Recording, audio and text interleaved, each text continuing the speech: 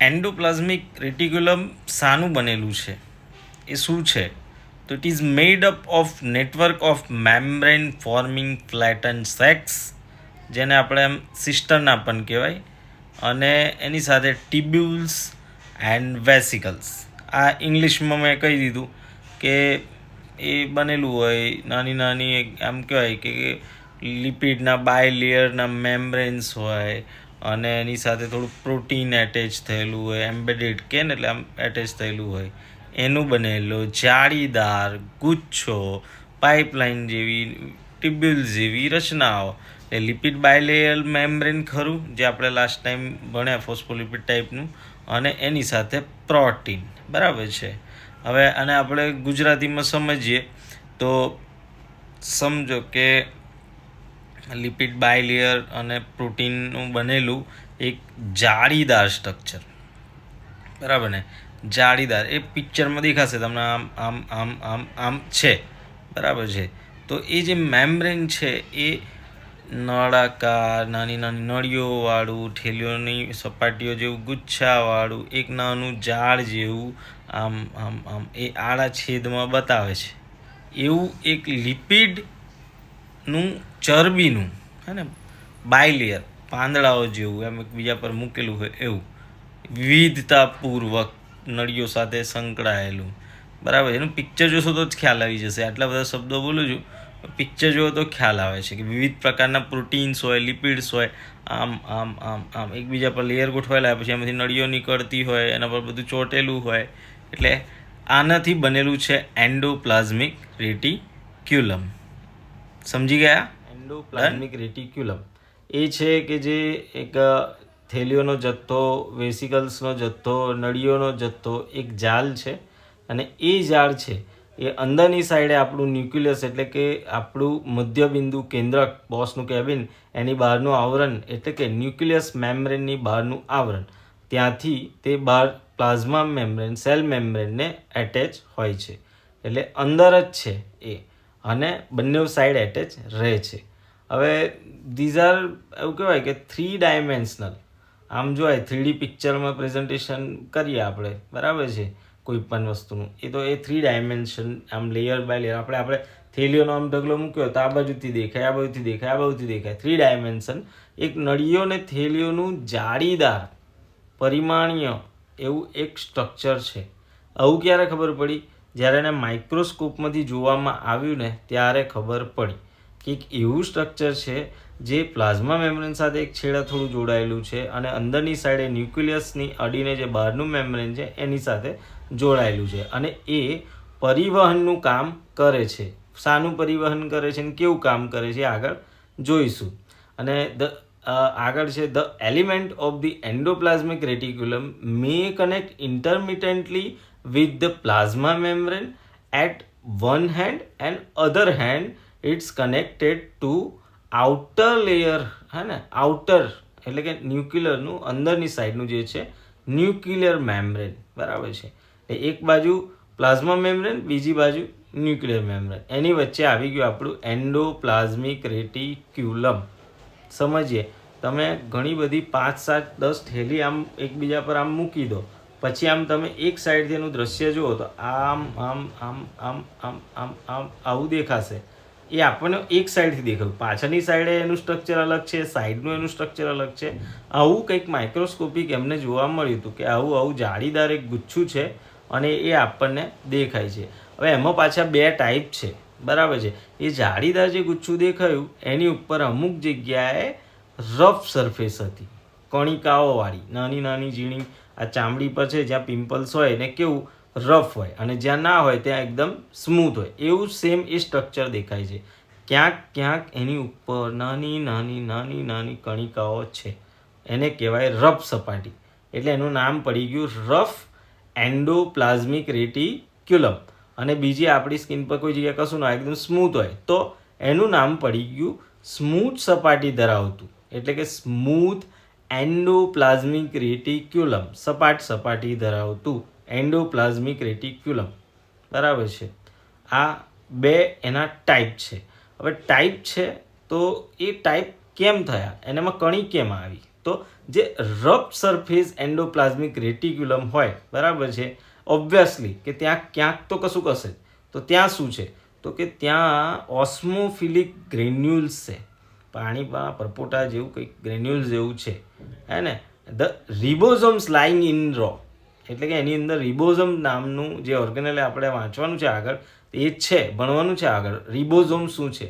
તો આ રિબોઝોમ્સ એ એન્ડોપ્લાઝમિક રેટિક્યુલમમાં વચ્ચે વચ્ચે ચોંટે અને પિમ્પલ્સની જેમ અણુ વાળું ઉપસેલી સપાટી જેવું બનાવે.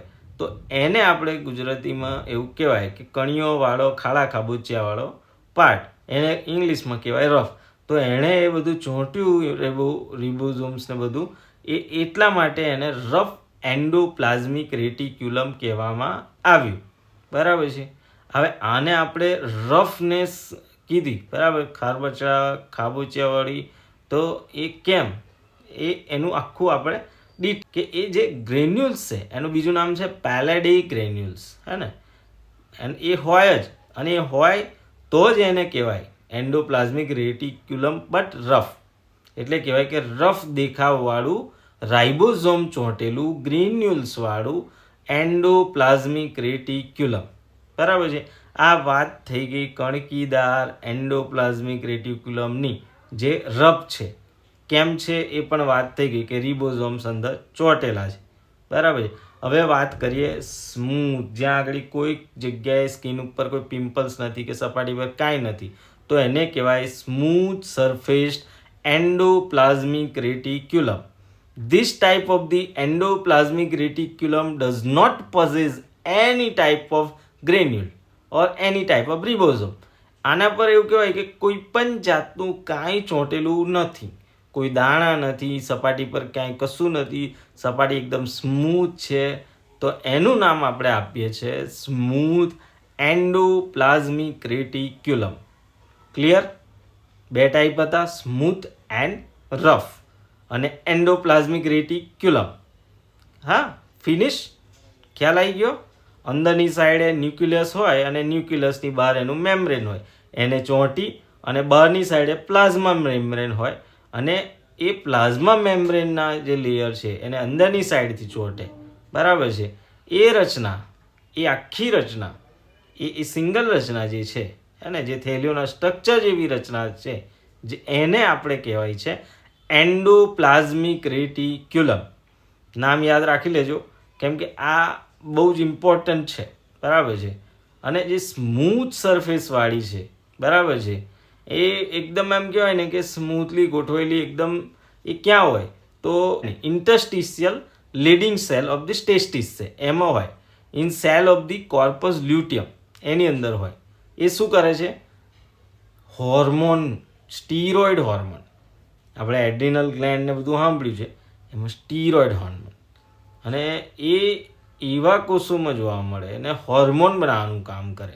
આમ ગુજરાતીમાં કહે તો લેડિંગ કોષ, કે જે વૃષણમાં કોર્પસ લ્યુટિયમમાં એ સ્ટીરોઇડની બનાવટમાં કામ કરે છે, બરાબર છે. આ થયું સ્મૂથ એન્ડોપ્લાઝમિક રેટિક્યુલમનું એક કામ, બરાબર છે. ક્યાં કામ કરે છે? હવે આ અહીં ભણાવ્યું, પણ આગળ આવશે ત્યારે યાદ રાખવું પડશે, એટલે મેં અહીં આગળ એક્ઝામ્પલ રૂપે છોડી દીધું, બરાબર છે.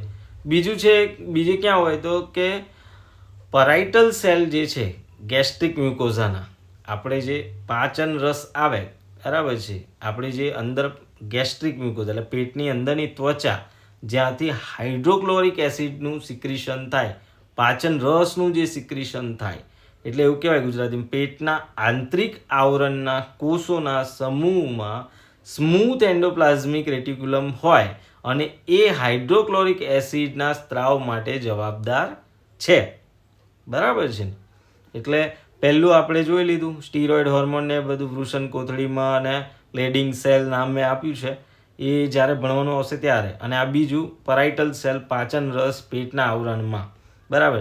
આની સાથે ઇન ધ સ્કેલેટલ મસલ, એટલે કે આપણા જે હાડકામાં સ્કેલેટન મસલમાં it is concern some sarcoplasmic reticulum. એ શું કરશે? કેલ્શિયમ આયન હોય ને, એ આની સાથે બાઇન્ડ થઈને કન્ડક્શન ઓફ ધી ઇમ્પલ્સ, આ એક મસલને કોન્ટ્રાક્ટ થવા માટે કેલ્શિયમની મૂવમેન્ટ માટે, કન્ડક્શન માટે, હે ને, જે કે હાડકાવાળી આપણી જે પેશીઓ છે એનું જે ER છે, હે ને, એ કેલ્શિયમ આયનના મૂવમેન્ટ માટે, એ પેશીના સંકેત વહન માટેનું કામ કરે છે. આ અહીંયા એવું કીધું કે ભાઈ એન્ડોપ્લાઝમિક રેટિક્યુલમ શું કામ કરે છે, તો આવા કેમિકલ રિએક્શન ને બધું કામ આ એન્ડોપ્લાઝમિક રેટિક્યુલમ કરતું હોય છે. બરાબર છે. એટલે 2 થી 3 જગ્યાએ તમને એના કામ ડિટેલમાં સમજાય. બાકી સિમ્પલ લેંગ્વેજમાં એક જગ્યાએ પ્રોટીન સિન્થેસિસ અને બાયોજિનેસિસ અને એન્ઝાઇમ્સ એન્ડ હોર્મોન્સમાં હેલ્પફુલ એવું લખી શકાય. બરાબર છે. બાકી એ લીવરમાં પણ કામ કરે છે, એ પ્રોટીન અને કાર્બોહાઈડ્રેટ્સના સિન્થેસિસમાં. એટલે કે લીવરના જે કોષો હોય એ કોષોમાં રફ પણ હોય અને સ્મૂથ પણ હોય એન્ડોપ્લાઝમિક રેટિક્યુલમ, અને કાર્બોહાઈડ્રેટ અને પ્રોટીનના સિન્થેસિસ એટલે બનાવટમાં સહાયક થાય. કોઈક ને કોઈક રીતે મેસેન્જર પ્રક્રિયા ભજવી દે, સ્ટોરેજ પ્રક્રિયા ભજવી, કંઈ પણ કરીને હેલ્પફુલ થાય છે. બરાબર છે. એટલે આ એક જાતનું સ્ટ્રક્ચરલ, ફંક્શનલ અને ફેક્ટરી, પરિવહન કેન્દ્રકો કે ગમે તે. બરાબર છે. આમ માઇક્રોસ્કોપમાં જોઈએ તો નાના નાના ફ્રેક્શન એટલે કે કટિંગ, ઝીણી ઝીણી પેલી એ દેખાય, લેયર્સ દેખાય. એ બધું ક્યારે દેખાય? સેન્ટ્રીફ્યુગેશન કર્યા પછી. પણ માઇક્રોસ્કોપમાં જોશો તો જ એ ખ્યાલ આવશે. ને તો બુકના લેયરમાં જે લખ્યું છે એ માઇક્રોસ્કોપનું કટિંગ હોય અને એ તમને નાના ટુકડાઓમાં વિભાજિત થતું દેખાય. એટલે જે બુકમાં રાઉન્ડ આપણે ફિગર લીધી છે એ એક આડો સેલ આમ છેદ કરી અને સિંગલ માઇક્રોસ્કોપમાં જોયા પછી જે આવ્યું, જે દેખાયું એને આ લોકોએ પેઇન્ટિંગ સ્વરૂપમાં લીધું છે અને એની રચના આવી હોય એવું એ આપણને બુકમાં સમજાવે છે. તો એન્ડોપ્લાઝમિક રેટિક્યુલમ વિશે સમજી ગયા. એન્ડોપ્લાઝમિક રેટિક્યુલમ એક થેલી જેવું નળીઓવાળું ગુચ્છાદાર સ્ટ્રક્ચર છે અને એ એન્ડોપ્લાઝમિક રેટિક્યુલમ અંદરની સાઈડે ન્યુક્લિયસ હોય, ન્યુક્લિયસની આજુબાજુનું આવરણ હોય, ન્યુક્લિયસ મેમ્બ્રેન કહેવાય, ત્યાંથી ચાલુ થાય અને બહારની સાઈડે જે આપણે ઠેઠ દિવાલ આવી જાય સેલની પ્લાઝમા મેમ્બ્રેન, ત્યાં આગળ એટેચ થયેલું હોય એવું. બધા કેસમાં નહીં પણ એટેચ થયેલું હોય છે મોસ્ટ ઓફ કેસમાં.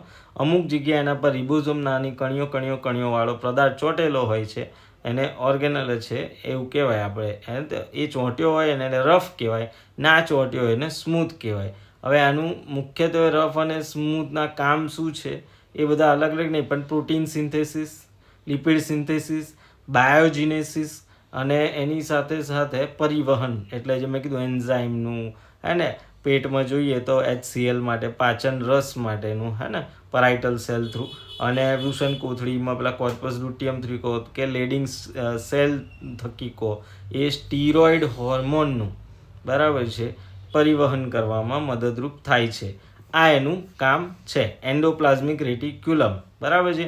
હવે તમારે વાંચી લેવું, સમજી લેવું 10 વખત, એની આખી વિડીયો અપડાઉન કરીને જોઈ લેવી, એના ફોટોગ્રાફ અપડાઉન કરીને જોઈ લેવા, પણ આ વસ્તુ છે. હવે આગળનું આપણે નવું એક ટોપિક સાથે પાછા મળીશું નેક્સ્ટ વિડીયોમાં. તો લાઇક, શેર અને સબસ્ક્રાઈબ, અને જે લોકો સબસ્ક્રાઈબ કર્યા વગર જોયું તે લોકો સબસ્ક્રાઈબ અવશ્ય કરો, આપણી કોમ્યુનિટીને વધારો. જય હિન્દ, જય ભારત, વંદે માતરમ.